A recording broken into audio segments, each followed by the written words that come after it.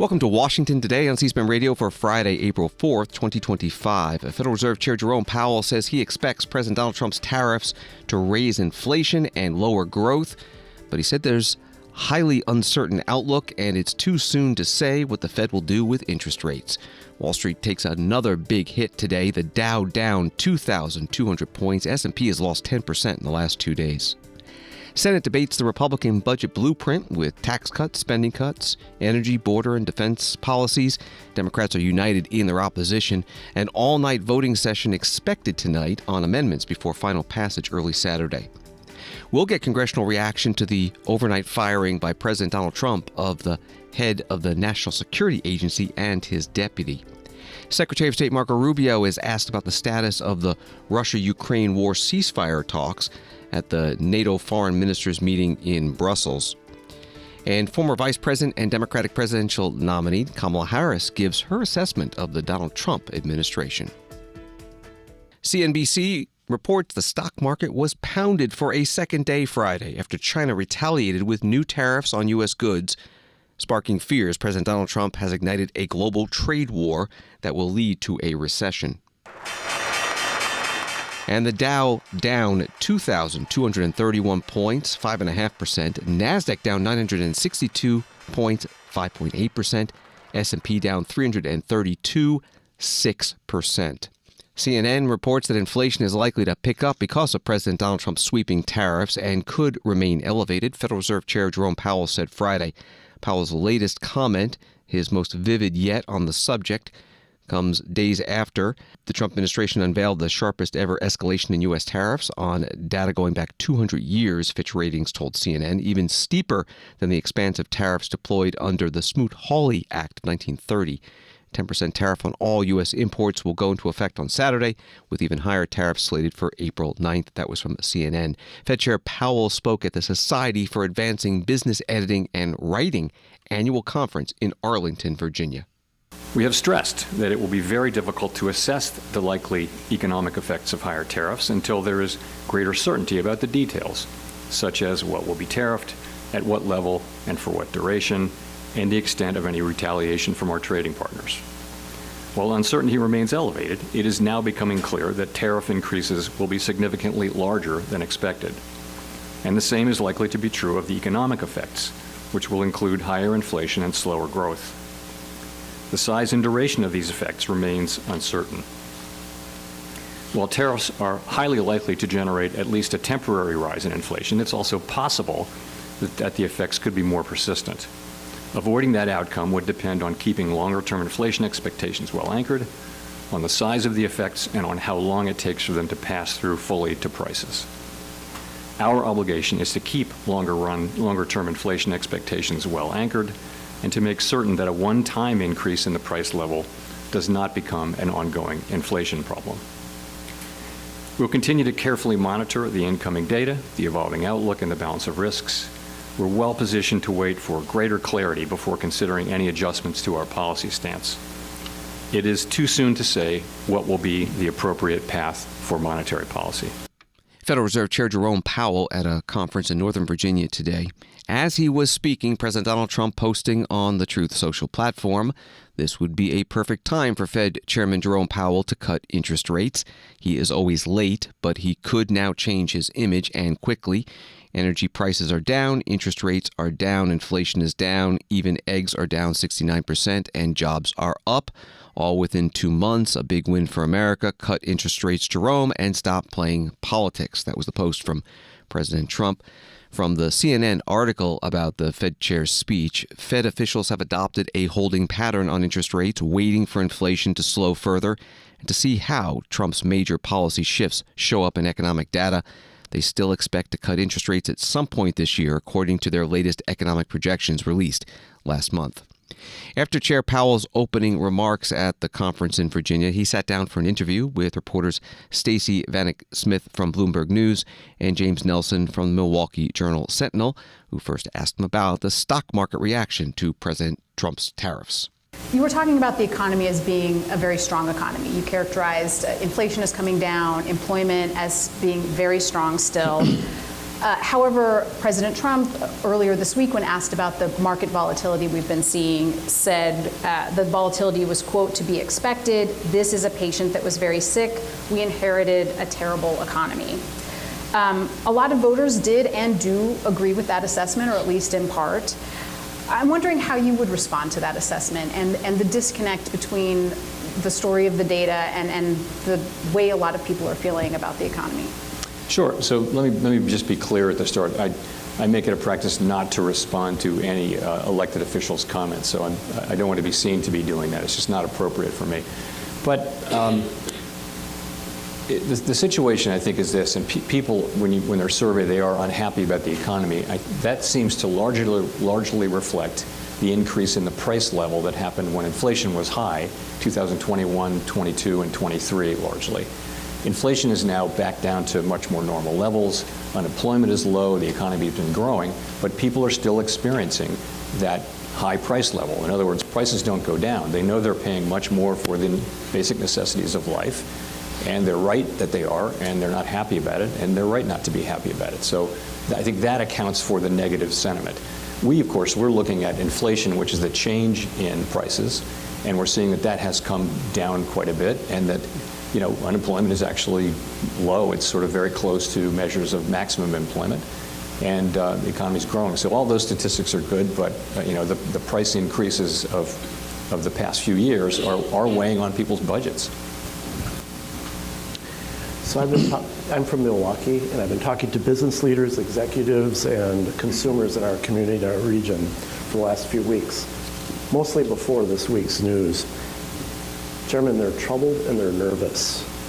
One business owner told me, if there's a hint of a recession, we're cooked. And he asked me to share that with you. What's your response?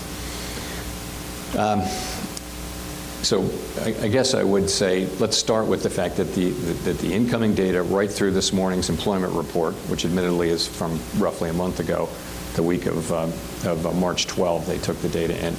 It still shows us a solid economy. Unemployment's still low.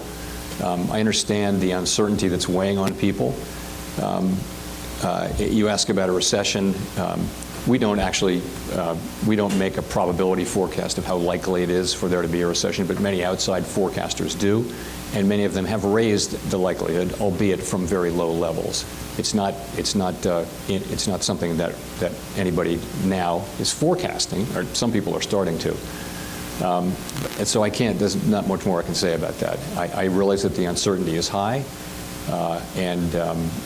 what we've learned is that the tariffs are higher than anticipated, higher than almost all forecasters predicted. We still don't know where that comes to rest, though, and we're just going to have to see that through. Federal Reserve Chair Jerome Powell in Arlington, Virginia, at a conference hosted by the Society for Advancing Business Editing and Writing.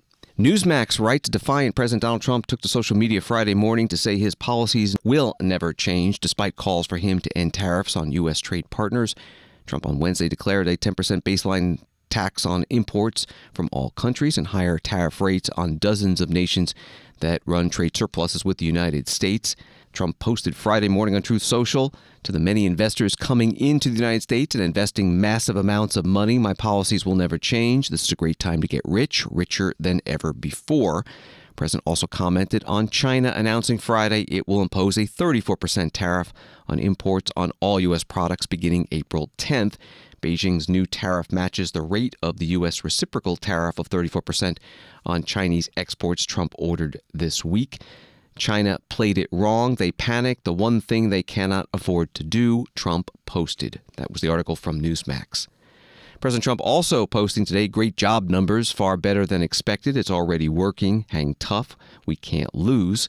The Labor Department says that 228,000 jobs were created in March. Unemployment rate went up from 4.1% to 4.2%.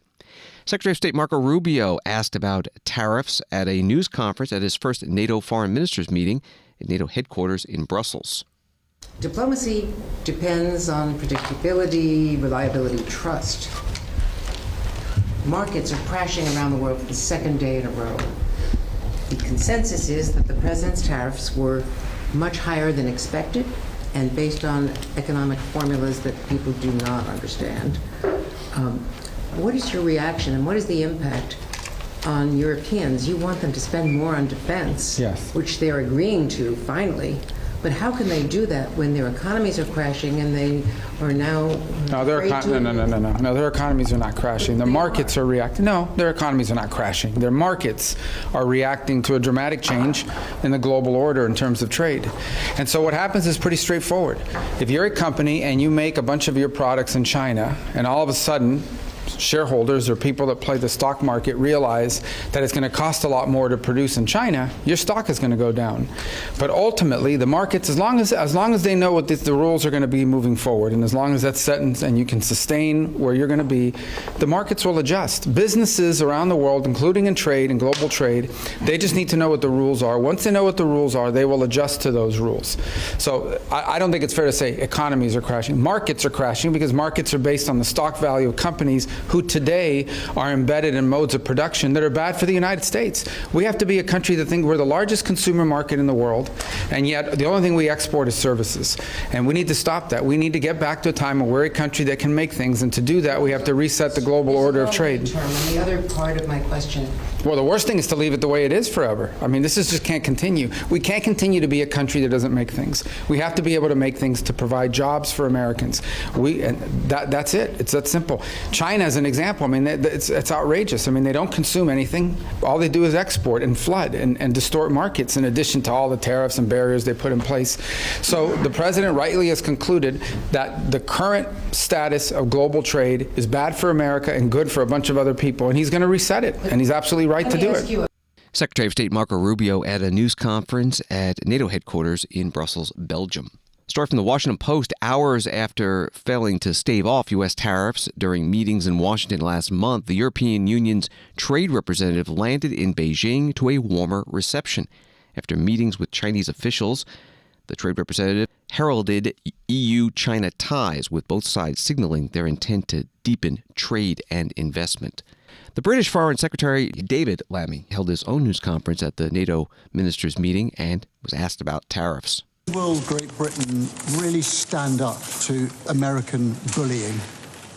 Look, the United Kingdom, like France, is a great maritime nation.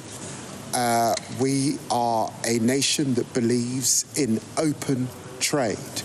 And I regret the return to protectionism in the United States, something that we've not seen for nearly a century.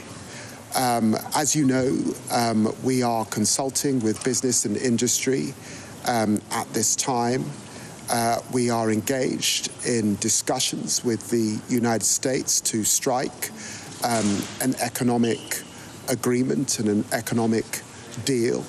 And of course, we have been absolutely clear that all options are on the table as we ensure the national interests of the British people, who will be very concerned at this time about how this affects the bottom line for them and their economic welfare. We will put their national interests first, and it's in their national interests to be negotiating with the United States an economic agreement at this time, but keeping all options on the table. The British Foreign Secretary David Lammy at the NATO foreign ministers' meeting in Belgium. France 24 writes that French President Emmanuel Macron called on Thursday for European companies to suspend planned investment in the United States after President Donald Trump announced sweeping global tariffs on American imports. Macron said during a meeting with the French industry representatives, investment to come or investments announced in recent weeks should be suspended until things are clarified with the United States. What would be the message if big European actors invest billions of euros in the U.S. economy at the very moment they are hitting us? That was from France 24. More reaction to the tariffs. U.S. Senator Maria Cantwell, Democrat from Washington State, ranking member on the Commerce Committee, spoke on the Senate floor in Washington. I know in my state, because I'm already starting to hear this from people all over, that they are impacted from these tariffs. They could be the largest economic impact in the history of our country, the largest increase and very regressive, burdensome to households. But here's what I'm hearing from my constituents. A retired woman told me that her stock portfolio, which along with Social Security, she relies on to pay for her living and health care expenses, lost $40,000 yesterday. That was yesterday. I don't even know what's happening today. But we have Americans who are, like this individual, counting on Social Security and that market income for her retirement, and it just got a big hole blown into it because of tariffs. So please do not put tariff revenue in this bill and say that you gave that revenue to corporations for a tax break. I heard from the owner of Fern Seed, a plant and flower shop in Tacoma.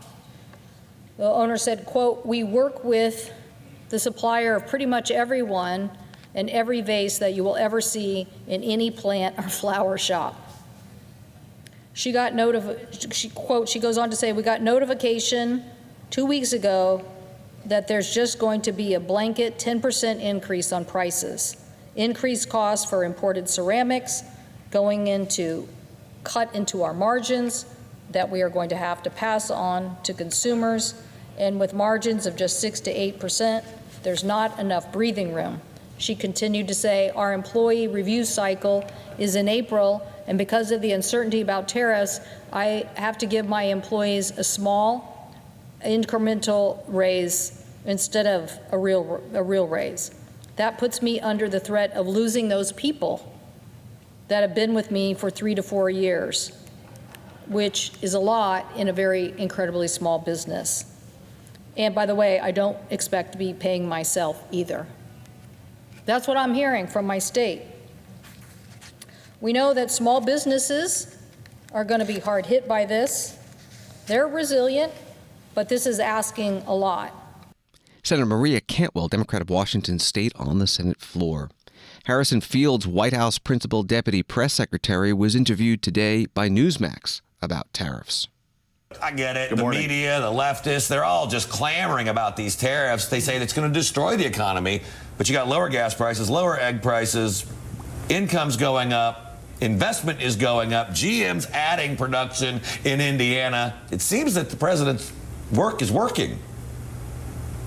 Yeah, and you've got the EU coming out and saying they're ready to come to the table and realize that the way they've been treating the United States and the United States workers has not been fair. The reality is you have a president that made a choice. He decided to stand with the United States of America and not Vietnam. But you have Democrats out there, a lot of people in the media, that are defending the workers in Cambodia instead of the workers in Cleveland, Ohio. That is wrong. Something is not right with that. We need to stand up for American manufacturing dominance. This is what President Trump is committed to doing. This is what he did the first time he was president as well. The tariffs worked masterfully the first time, so much so that Joe Biden decided to keep a large amount of those tariffs in effect under his 4 years, and President Trump is just continuing this policy. But I want to reiterate something real quick.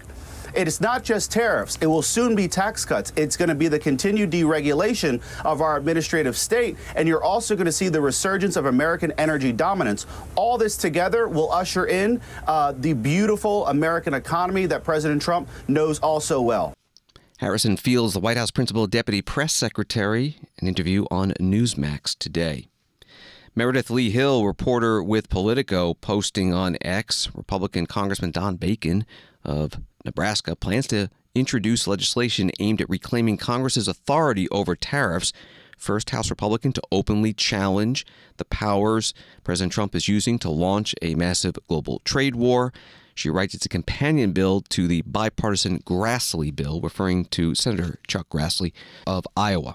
From Associated Press, the Senate dived into contentious debate Friday on a budget plan critical to Republican efforts to pass trillions of dollars in tax cuts and boost border security and defense spending through what President Donald Trump calls one big, beautiful bill. Passage of the plan would give Republicans the chance in coming months to muscle a tax cut bill through both chambers of Congress, even if Democrats are unanimously opposed, just as they did in Trump's first term. Democrats are intent on making the effort as politically painful as possible.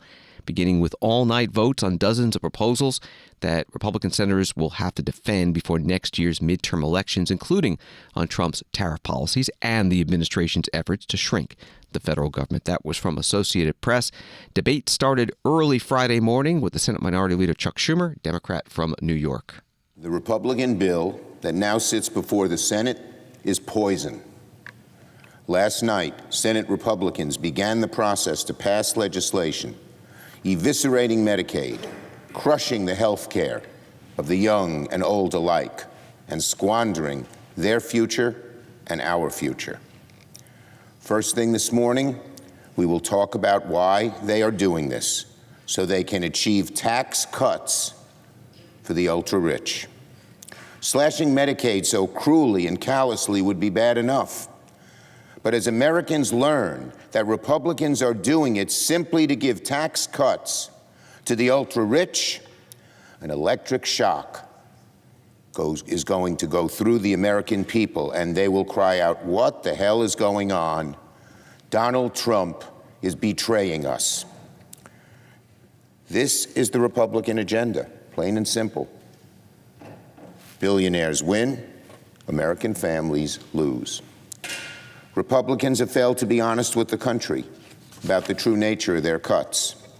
Today, this morning, Senate Democrats will come to the floor to put the Republican agenda on trial before the court of public opinion. Democrats will expose the dark corners of the Republicans' plan. We'll explain the devastating consequences and highlight the many injustices the Republicans will inflict on people's health, on their financial security, on their children's future, and in fact on the very dream, the very future of the American dream itself.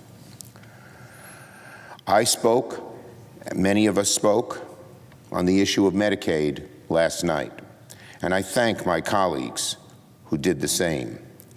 Senators Merkley and Durbin, Baldwin, Hassan, Kim, Reed, Cortez Masto, Slotkin, Klobuchar, Welch, Warnock, and Bennett. We will continue today, this morning, exposing Republicans' morally bankrupt tax breaks on billionaires, and then Donald Trump's dumb and costly tariffs. They have tried to hide the Medicaid cuts. They have tried to hide their billionaire tax giveaways. If Republicans won't be straight with the American people about their agenda, Democrats are glad to do it for them. Today, Senate Democrats will come to the floor to put the Republican agenda on trial before the court of public opinion, as I said before. So we continue today. First, by exposing Republicans' morally bankrupt tax breaks for billionaires. Then, Donald Trump's dumb, costly tariffs. We'll proceed to then talk about the need to stand up for our veterans and national security, that Donald Trump has made even the more conservative Republican veterans organizations angry.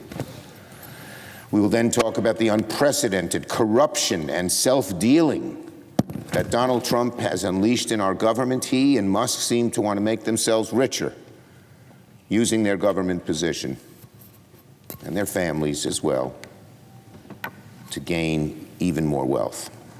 And finally, on the existential fight to protect Social Security from the chainsaw of Elon Musk. We'll speak on all of these issues as the day goes on. The Senate Minority Leader Chuck Schumer, Democrat from New York, this morning on the Senate floor. Later in the day, the Senate Majority Whip John Barrasso, Republican of Wyoming, spoke about what the Republicans are trying to accomplish with this budget resolution. Republicans' budget, what does it do? It gets rid of the waste that's out there. Not Medicare, not Social Security, not Medicaid. We want to protect those vital programs. We want to preserve them. We need to preserve them for the people who they were intended to serve and who need them the most. 72% of Americans and even 55% of Democrats will say they support cutting the waste and the fraud and the abuse because they've seen lists of dollars that have gone out from this last administration. They say, this seems like a waste, this seems like fraud, this is an abuse of taxpayer dollars. We have a government that is too big and it spends too much. Yet for some reason, Senate Democrats continue to come to the floor. They seem to be most upset that the waste that they support is being exposed. Exposed for the massive amount of waste that it is. Last time we voted on the budget, Senator Sullivan from Alaska offered an amendment to preserve and protect Medicaid and Medicare. Not a single Democrat voted to support that piece of legislation. The question now is, will Democrats continue to protect the schemers and the scammers who continue to weaken these vital programs? Because they're out there. Second, the Republican budget moves toward locking down the border with $175 billion in additional funding. It puts us on the path to finish the wall. It allows us to hire more immigration and customs enforcement officers and border patrol agents. And it allows us to extend our detention capacity. Look, illegal immigrants that are criminals are going to be deported from our country, not released into our communities. This is the opposite of what happened the last 4 years under the previous administration. It's exactly what Americans need after 4 years of wave them through Joe's approach, which was an open border. Illegal crossings have dropped 94% since President Trump took office. Democrats said it couldn't be done without a new law. No, we didn't need a new law. We needed a new president, and the American people voted for that president. Let's take a look at March of 2024. That's last year. That was Joe Biden's last year in the White House, compared to March of 2025, which was Donald Trump's first year in the White House. March of 2024, Joe Biden's last year in the White House, 137,000 illegal crossings at our southern border. 137,000. This March under President Trump, 7,000. From 137,000 to 7,000, no new law, a new president. Now we need to deport the illegal immigrants with criminal records, and there are hundreds of thousands of them. They are already in the country. This budget ensures law enforcement will get the resources they need to make our communities safer. The third thing we want to do, Mr. President, is we need to stop Democrats' goal of raising taxes by $4 trillion. 90% of Americans got a tax cut from the Trump tax cuts in 2017. Our budget puts Congress on a path to make the tax cuts permanent. Permanency means certainty and stability for families, for workers, and of course, for those that create jobs. Republicans want to ensure that Americans can keep more of their hard-earned money. That's what people want. What money do they have in their pocketbooks, in their wallets? What is the tax and spend Democrats' plan for all of this? Crushing 20 million businesses, erasing 6 million jobs with the largest tax hike in history, because that's what we're going to get if you get a $4 trillion tax hike. For Republicans, a $4 trillion tax increase is a non-starter. For Democrats, it is their entire agenda. Fourth, the Republican budget means American energy dominance. No more liberal handcuffs on American energy. We're going to go back to energy independence. Affordable, reliable, available American energy is the best way to grow the economy and to lower costs for people. With more energy production, Wyoming, my home state, the American energy breadbasket, a superpower of energy, we all win. America wins. Senator John Barrasso, the majority whip, Republican from Wyoming, on the Senate floor. After all debate time is used or yielded back, sometime tonight the voting begins on amendments to the budget resolution, expected to go all night. And when that's over, a vote on final passage. You can follow it live on C-SPAN 2 television and listen and watch anywhere on the free C-SPAN Now mobile app. The Hill has an article on the budget resolution. It says Republican senators voted 52-48 on Thursday to proceed to the measure. Senator Rand Paul of Kentucky was the only Republican to vote no. But the challenge for the Senate Majority Leader John Thune, Republican of South Dakota, over the next 24 hours will be to keep his conference unified enough to defeat amendments that would create new divisions with the House. If Republican senators vote with Democrats to pass an amendment walling off Medicaid or other mandatory spending programs from significant cuts, it could set up a serious conflict with House Republicans. That was from The Hill. Washington Today continues in a moment. Democracy. It isn't just an idea. It's a process shaped by leaders elected to the highest offices and entrusted to a select few with guarding its basic principles. It's where debates unfold, decisions are made, and the nation's course is charted. Democracy in real time. This is your government at work. This is C-SPAN, giving you your democracy unfiltered.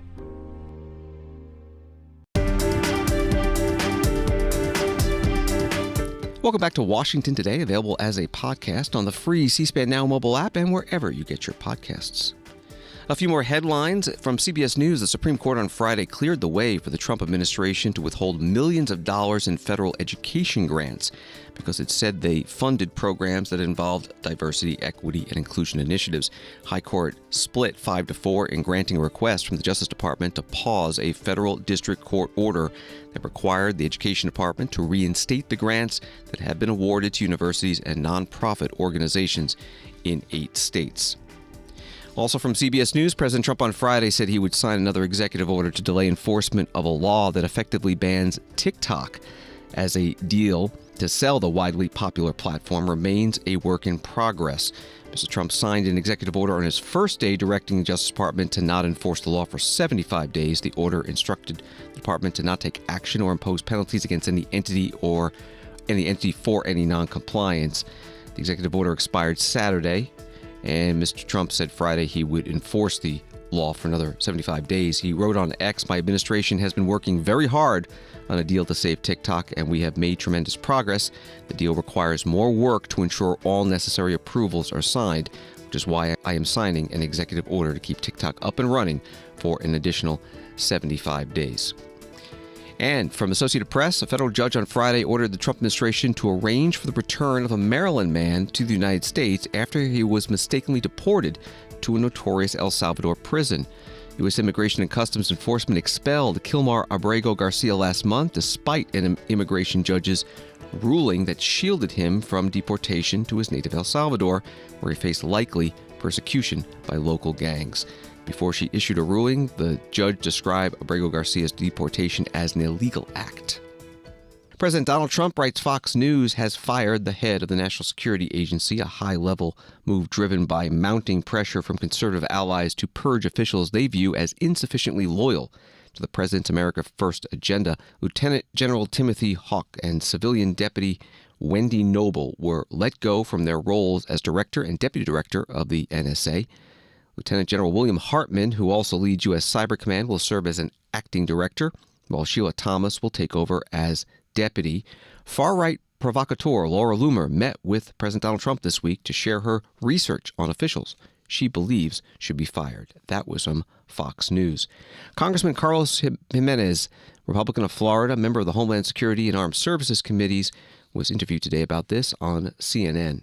The president listens to a whole bunch of people telling him and advising him on what to do, and at the end of the day, it's the President of the United States, Donald J. Trump, decides what he wants to do and what he thinks is right for the country. And so, yeah, that somebody met with him and asked that of him.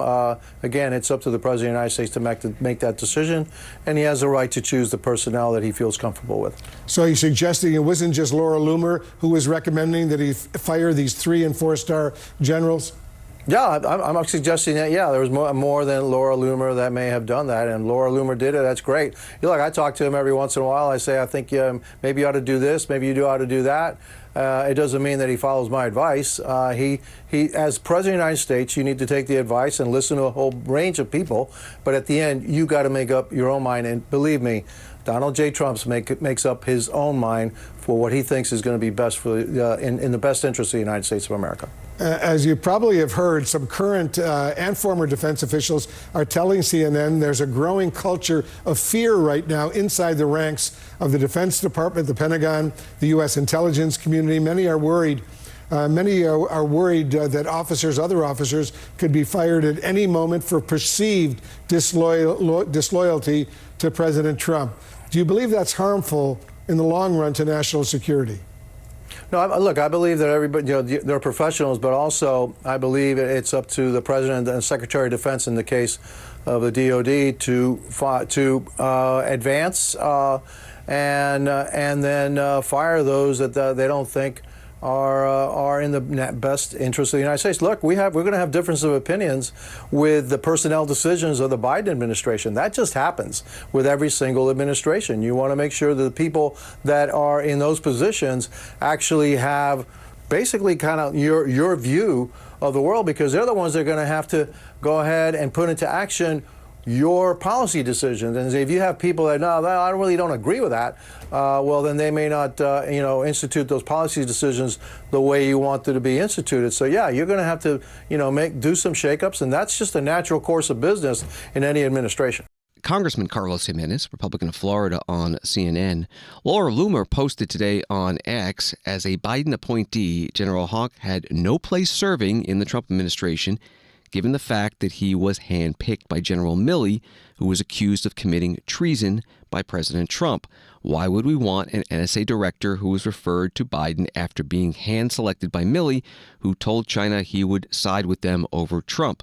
The vetters should have been more critical, given the fact that the Pentagon revoked the security detail and clearance for retired General Mark Milley, who called President Trump a fascist. Why would we want Milley's hand-picked choice for NSA director? We do not, and thus he was referred for firing. That was the post by Laura Loomer. Senator Alyssa Slotkin, Democrat from Michigan, spoke about this on the Senate floor. Early this morning, we learned about the dismissal of one of our senior-most generals in our national security community, General Hawk, who was the head of the NSA and the Cyber Command. These are the people who keep us safe from cyber threats, who do our wiretaps on our adversaries abroad. These are folks who are critical in keeping us safe. As a CIA officer, I worked every single day with NSA. It was like a tag team. We would understand the intentions and goals of our adversaries, Chinese, Russians, North Koreans, Iranians, by getting that super classified information, that top secret information that only intelligence communities can pick up, and then turning that into a plan to protect the country, and then in some cases go offensive, right? Just like our enemies are going against us. We have very sensitive information and operations that go against our adversaries. General Haw is deeply respected. He served in the military for more than 30 years. He's a good man of dignity and was basically fired from no reason. From what we can understand, a white nationalist walked into Donald Trump's office, a woman who is well-known conspiracy theorist. She just fingered certain people she thought should go, including 2- and 3-star generals, and the next day they're gone. And I want to say that why I've heard the general brief the Senate Armed Services Committee, the House Armed Services Committee many, many times. He's had some of our most sensitive assignments in the entire military. What concerns me is this has become a new norm. This is going to become normal. They're going to say, well, he's tainted, so we're going to take someone who served more than any of those people sitting around in the Oval Office, and we're going to kick them out. And we're going to say, we don't like the looks of you, and we're going to say that service means nothing to your country. That while we know that the military swears an oath to the Constitution, not to any one political party or any one leader, we don't believe them, right? We believe ourselves and our conspiracy theorists more than the decency and service record of a respected general. Senator Alyssa Slotkin, Democrat from Michigan, on the Senate floor. Congressman Jim Himes, Democrat from Connecticut, ranking member on the Intelligence Committee, putting out a statement. I have known General Hawk to be an honest and forthright leader who followed the law and put national security first. I fear those are precisely the qualities that could lead to his firing in this administration. The Intelligence Committee and the American people need an immediate explanation for this decision, which makes all of us less safe.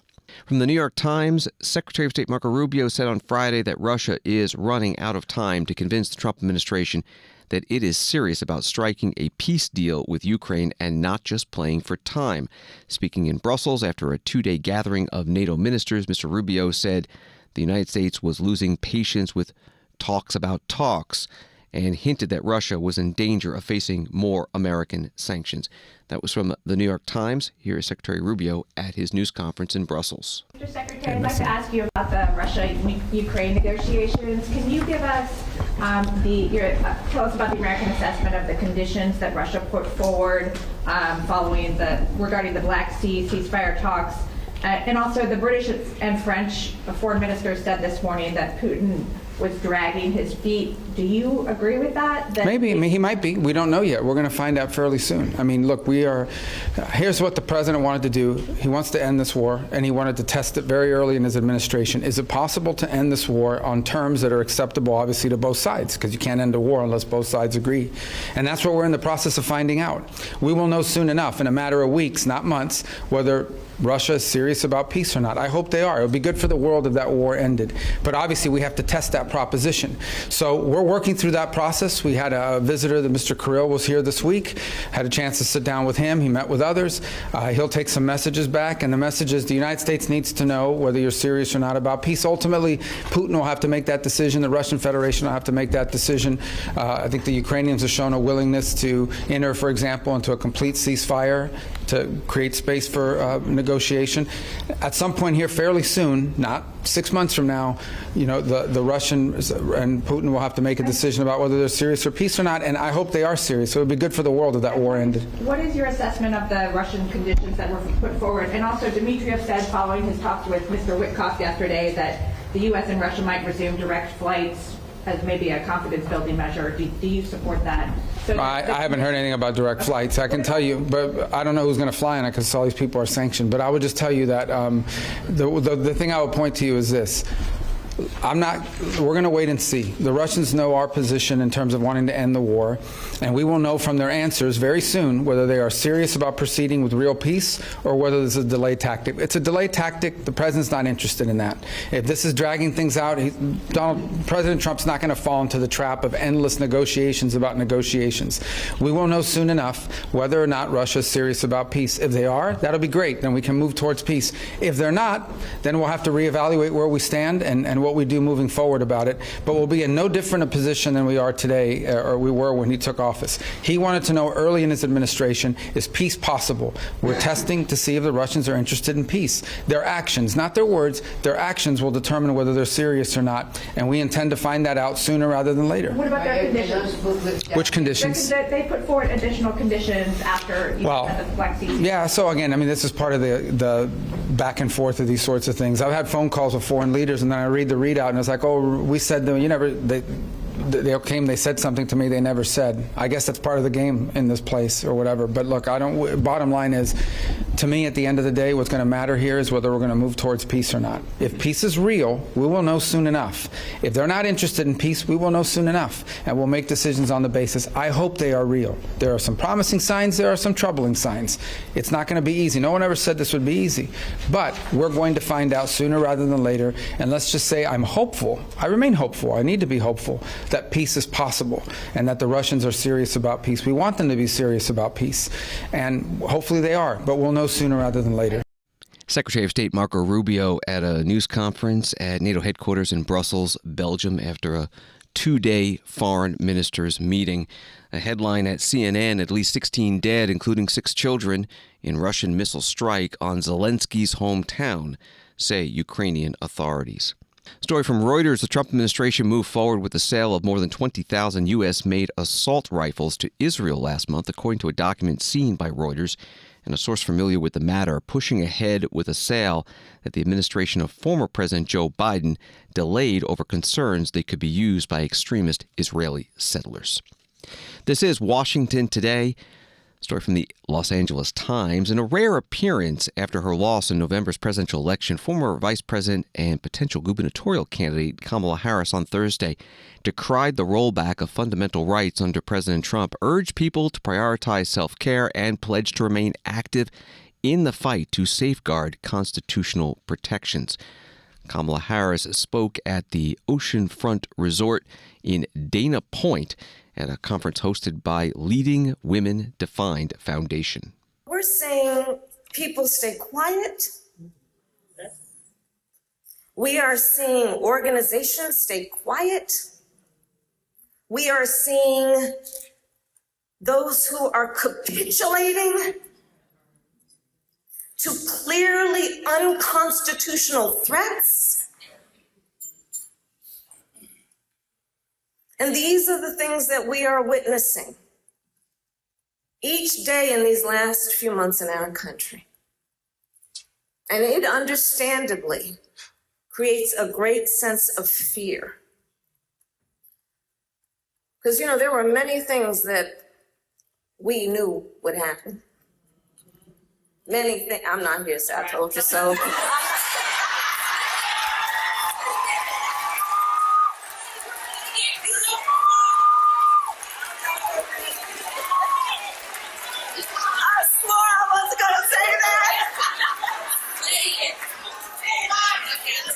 But I'll say this, fear has a way of being contagious. Okay?